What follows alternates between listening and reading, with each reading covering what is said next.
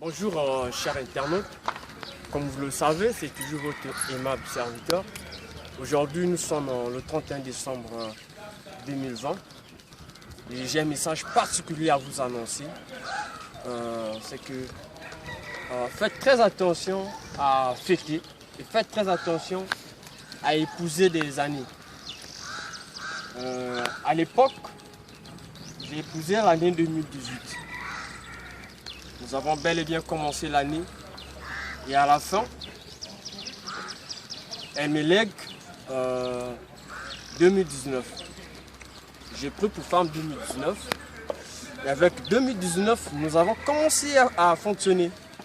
Et lorsqu'on arrive à la fin, c'est-à-dire le 31 décembre 2019, c'est en ce moment qu'elle me parle, qu'elle me chie une maladie, excusez-moi du terme. Elle me pend une maladie qu'on appelle Covid-19, autrement dit coronavirus. Elle me pend cette maladie. Je demande le divorce avec elle. Quand je demande le divorce avec 2019, je m'attache à 2020. Je pousse 2020. Alors que cette dame 2019 que j'avais épousée a légué le virus et y compris la maladie à 2020 sans pourtant que je le sache. Et lorsque j'arrive au mois de janvier 2020, commence à me parler de la quarantaine. C'est-à-dire, elle me dit 20 plus 20 égale à 40 et du coup, vous allez vous plonger dans la quarantaine. Et c'est en ce moment que je me suis dit, qu'est-ce qu'il y a? Mais j'ai demandé le divorce. Quand je demande le divorce, je change de ville. Quand je change de ville, elle est là. Or, quand j'essaie un peu de vouloir changer le pays, on me dit que non, les barrières sont fermées. Quand j'essaie un peu de vouloir un peu chercher à la esquiver là, elle est là toujours. Je me suis dit, oh, franchement, Madame 2019 était donc mauvaise. Et celle dont j'ai épousé 2020 continue toujours à me suivre de gauche à droite. Je dis, mais franchement, qu'est-ce qui ne va pas? Et du coup, j'ai dit non. Call Patex.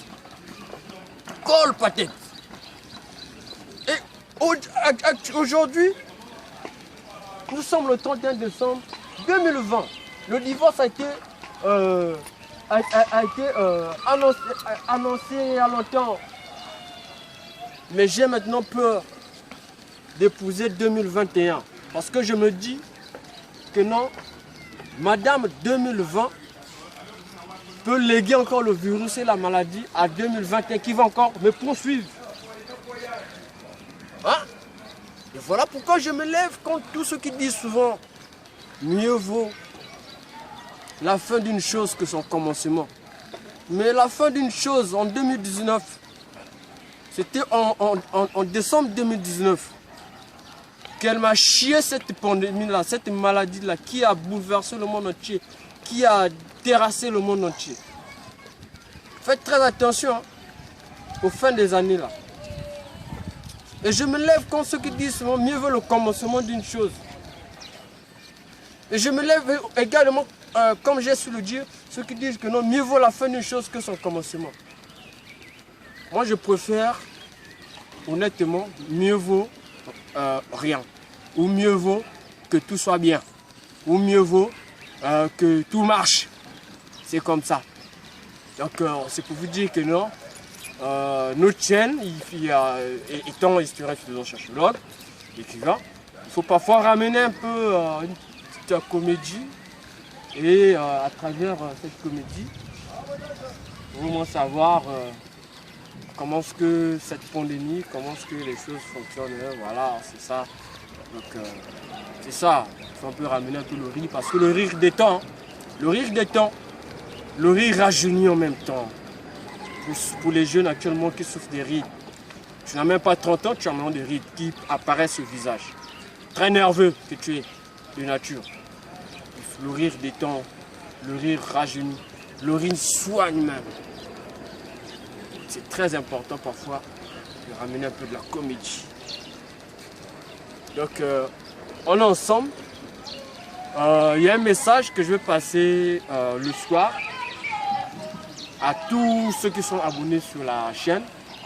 Ce message-là, c'est un message qui va vous conscientiser au sujet du bilan de l'année 2020.